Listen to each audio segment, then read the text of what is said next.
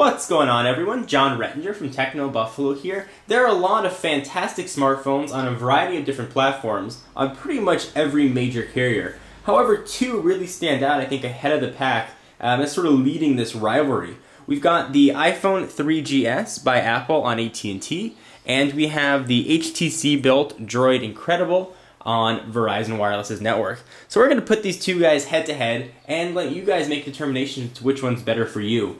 There's so much to cover. This is going to have to be a multi-part video. In this part, we're going to cover browser and app speed, text entry, UI, navigation, scrolling, notification, and apps. And that's a lot to cover. But before we start going through it the hands-on, let's go over some of the geeky specs so you know about the differences between these two. First, the iPhone 3GS was actually announced, I believe, back in June of 2009, so almost about a year-old hardware. The Incredible was just announced actually April 15th and is coming to Verizon Wireless on the 29th. This one is CDMA, and this one is running on a more global standard GSM. The dimensions here of the Droid Incredible, it's 4.63 inches by 2.3 by 0.47, weighs 4.6 ounces. The iPhone, 4.5 by 2.4 by 0.48, and weighs 4.76, so the iPhone's a bit heavier. The Droid Incredible has a resolution of 480 by 800, and the iPhone has a resolution of 320 by 480. Certainly the Incredible has a higher resolution screen. iPhone's got 3.5-inch diagonal capacitive touchscreen, whereas the Incredible has a 3.7-inch capacitive touchscreen. The big differences, though, are what you're going to see when you flip some of these things over. You're looking at a 3-megapixel camera on the back with no flash, as opposed to an 8-megapixel sensor on the back with dual LED flash. The design aside, it's going to come down to personal preference. This one is supposedly race car inspired. This is more sleek and smooth. It looks like these little bumps and ridges add some heft to the device, but actually they don't, as you may have seen during my unboxing. Alright, so now that we've sort of gone over some of the specs, and the last one that I wanted to talk about was battery life. We're looking at about 146 hours of standby time on the Incredible, and about 300 of standby time on the iPhone, 12 hours talk time on the iPhone, and about 5 hours of talk time on the Incredible. So you're probably going to get a bit better battery life with the iPhone. So enough of the specs, let's go ahead and show you some stuff, because there's a lot to talk about. I use the mobile web quite a bit. I rely on it for work, and I rely on it for really most of my web browsing, as I'm sure a lot of you guys too do as well. So I want to show you the web browsers here, and we'll compare speeds. Both of these are connected to the same Wi-Fi network, so it will be a fair test. We're going to load up Technobuffalo, or rather refresh it. It's a site that's been put on both devices. This will be a test of a site that you visit on a regular basis. So here it is here. I'll go to browser on the Incredible. Okay, so we're going to go ahead and try and refresh both, at least close to the same time, which is actually harder than you think it would be. So I hit the iPhone just a little bit later, actually, than I did on the Incredible. And we'll see if that still translates to a faster speed. The Incredible looks like it's just finished up, or still loading rather. Now it's done, and the iPhone is just finishing up. But since I hit him a little bit later, it probably was pretty close to being the same. Let's go ahead and load up another web page here that should give a better sense of speed. We'll load a site like, how about Engadget.com?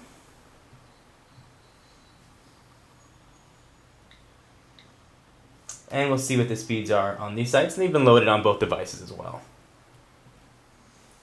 So we saw the Incredible load it much faster. This pulled up the mobile site, whereas the iPhone pulls up the full version. And I will tell you that during browser speeds, I really did get pretty reasonable speed comparisons for each. Let me go ahead and stop this, and we're going to launch the full version of both. At least you can get a better sense, and those were hit at pretty much the same time. And in really every page and every test that I've loaded, the Incredible does seem to come in at a little bit faster when they're using the same Wi-Fi network. Certainly when you're using Verizon versus AT&T, it's going to depend on your location. You can see the green bar on the Incredible much farther ahead, and now actually finished up at almost the same time.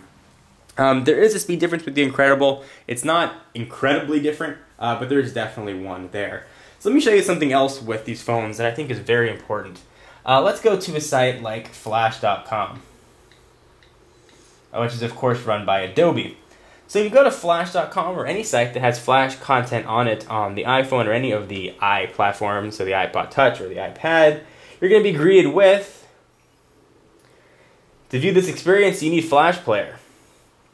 I know that's been a big sticking point with a lot of people with the iPhone. However, if you go to flash.com on a device like the Incredible, you're going to be greeted with a very different experience because the Incredible does have full Flash support. When you go and you can play Flash games, you can access a website with Flash-based content. The first thing that I thought of was, wow, I can watch Hulu on here. You can actually not watch Hulu on your mobile phone. While it does have Flash, Hulu doesn't allow it, unfortunately. You can see the content start to buffer up, and stuff starts moving around. It's a bit choppy, but you can see there is Flash content in all of its glory playing and loading on a mobile device. You see the difference between the two here. Not bad, actually. Let's go ahead and get out of here. Go back a web page here. We'll go back to Technobuffalo. And let me show you how the navigation works on the browsers for each. I'll go ahead and go back. So one of the nice things about the Incredible is it does ship with complete multi-touch and pinch to zoom, similar to what we've seen on the iPhone. So you can zoom in relatively fast as well. Zoom into the article you want. You can double tap, and you can go off to that page. Same thing here with the iPhone. Pinch to zoom, move where you want, double tap to zoom in.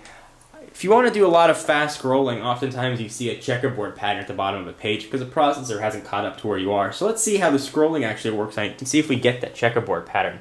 We'll go to the top and we'll scroll down as fast as we can. I actually saw it right there on the iPhone.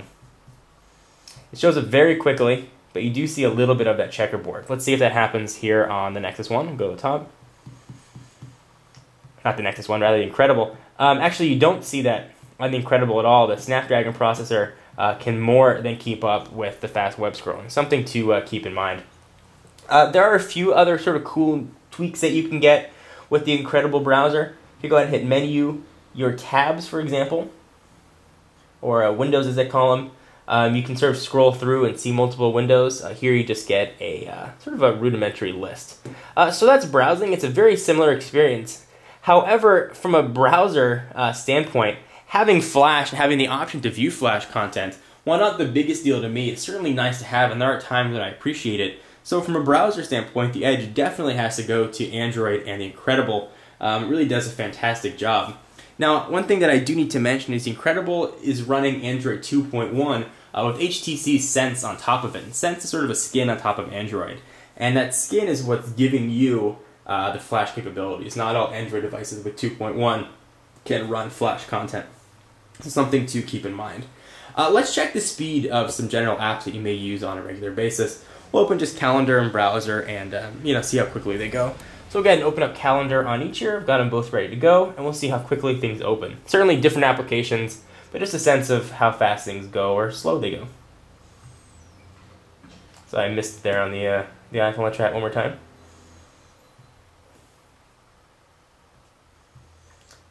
So a little bit slower on the iPhone. Not by much, but definitely a little bit. Try that one more time. So there you go. Speeds on each are actually very quick. They load relatively fast. We'll go ahead and launch, for example, the Marketplace on each. We'll launch the App Store and Android Market. We'll talk about apps a little bit later. Now, there are different applications. They both sort of loaded up relatively quickly, sort of loading more dynamic content. This one was already queued up.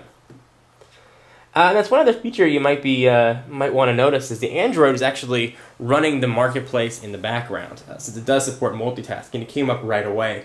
The iPhone, for example, does not support multitasking right now, but it will sometime in the next few months when iPhone OS 4.0 comes out. So we're going to have to do sort of a retest. But for right now, multitasking is not supported on the iPhone. So next, let's go over to text entry. Certainly both of these don't have physical keyboards, so you're relying just on the screens for inputting text. The iPhone's 3.5-inch screen and the Incredible's 3.7-inch screen. Is the extra 0.2 inches is going to matter as far as keyboard real estate? Well, let's see. I'm going to go and open up Notes, and I'll open up a new Note application. and we can see how typing actually works on this. So, like most touchscreen-only phones, you get two ways to type. You get portrait, and if you rotate it, you get landscape. I think that the iPhone has probably one of the best auto-correction features, and it works very well. So let's test this in portrait and landscape. And in full disclaimer, I do want to let you guys know that I am an iPhone user, so I am a bit more familiar with the iPhone's keyboard than I will be with Android's. But I'll do my sort of usual test of typing, and all right, this is a test. So this is a test, not a problem. Try it in landscape. So I misspelled a few words, but you did see that it worked, and I tried to hit spacebar twice, ended up hitting the C key to get it period. So it shows a little bit small keyboard. Typing was accurate, punctuation not so much. So let's try typing here on the Incredible. We'll go to messages. We'll type a new message. Tap to compose. Alright, so let's try typing the same thing. This is a test, and of course you get the portrait and landscapes as well. So we'll try the same thing. This is a test. So misspelled it, but the autocorrect on Android is actually almost as good as what's found on the iPhone, if not as good. So Android's autocorrect is really fantastic and works very well. Now the keyboard you're seeing is not the stock Android keyboard that you get on the Nexus 1 or any other Android 2.1 device. This is actually HTC's own keyboard. So I can go ahead and type it that way. If I want to go ahead and switch over to landscape, let's try this one more time. So I made a little bit of a mistake there, but having really not used this for very long, I can see myself getting used to it very quickly. However, there's one other way to import text that you can't do on the iPhone. That little icon right there lets you go ahead and talk some text into it. Let's try this again. This is a test of the keyboard, and I'll show you how that works. This is a test of the keyboard. So I spoke it and it typed right in there. This is a test of the keyboard. Kind of a cool way for typing quick text messages or emails. It actually works really well. So as far as typing, keyboard to keyboard, I think they're both pretty even. Auto-correction features, I think they're pretty close to even. However, being able to talk and have the text come in gives the Incredible a definite edge here. So we will close out of this, close out of this. Let's go over and move on to user interface. This is a sort of an interface overview of iPhone OS 3.0 and the features that can do, and Android 2.1 with Sense on the Incredible. There's not much you can do with user interface or customization here. You're limited to just rows of icons, and certainly when 4.0 comes out, you'll be able to have folders and be able to do a little bit more customization, like changing backgrounds and multitasking. But for right now, this is what you're limited to. You can sort of view other icons, you can see what's there, you can move them around. If you want to sort of just hold them and do a little jiggly dance, you can drag them where you want.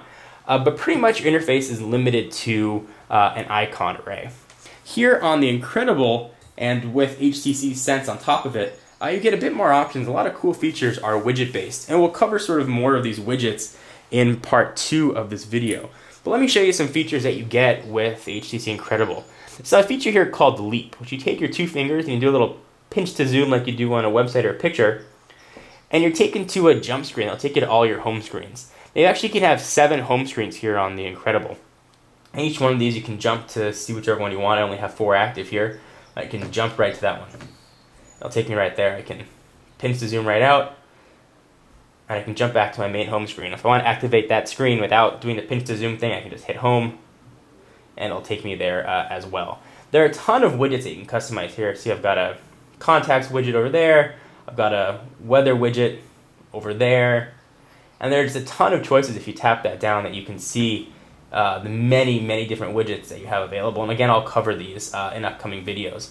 So you get a lot more functionality with the home screens than you do on the iPhone. If you want just the icon array, you can still sort of have those. Or if you like the way this is set up on the iPhone, you can set up your icons to just be lined up on any screen you want.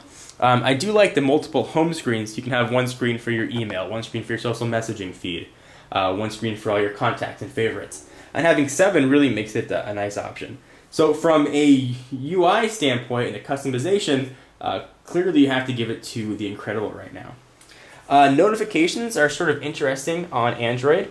On the iPhone, notifications are generally push-ups or rather push notifications that'll show up, and you can choose to ignore them or go to them. You also get mail notifications down below. Notifications here on Android platform, they're done by a taskbar up top, and you can sort of pull down that window. Notifications would show up right there, and you can sort of make that go away. It's about a tie here. It depends on what your personal preference is and what notifications you like. You know, you can see them on different screens. I like sort of seeing the number of messages I have show up right there. Some people might prefer the Android pull down or the individual notifications on the applications. Personal preference, I'm not going to give this one to either because really it's 6 or half dozen.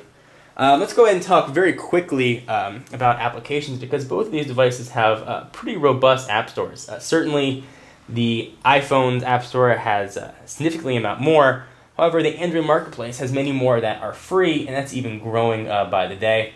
So you go ahead and download these things pretty regularly. Go ahead and find one that you want, hit download, and you can just go ahead and download it. You can view them by apps, games, different categories.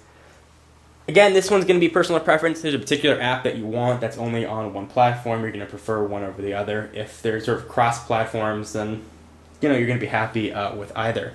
So when you put these two things head-to-head, and we're comparing here almost year-old hardware versus hardware that's not even out yet, actually. It doesn't come out for another few days as of filming of this video.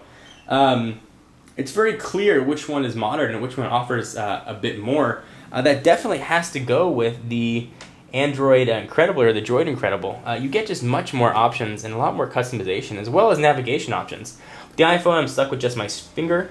On this, I can still use my finger, or I can use the optical trackpad here to control things as well. So there's just many more options, more customization options. The inclusion of Flash is a huge deal. Not personally for me, but for a lot of people, Flash is a must-have, so you get that on a device like the Incredible, backed by Verizon's network. So when you put these two things head-to-head, at least in this round, it's got to go with the Incredible. So do you agree, disagree? Am I just completely off base here? I'd really like to hear what you guys have to say about these two devices. Are you excited about one of them? Are you holding off for iPhone OS 4.0 or an iPhone 4G before you make a decision? Or are you ready to jump into Android and pick up an Incredible? Anyway guys, for all your tech news, be sure to check out Technobuffalo, where you can create your own sublog and actually monetize it and make some money, and interact with users in our built-in social network. And for exclusive content, be sure to give me a follow on Twitter at twitter.com/John4Lakers. I'll see you in the next video. Bye-bye.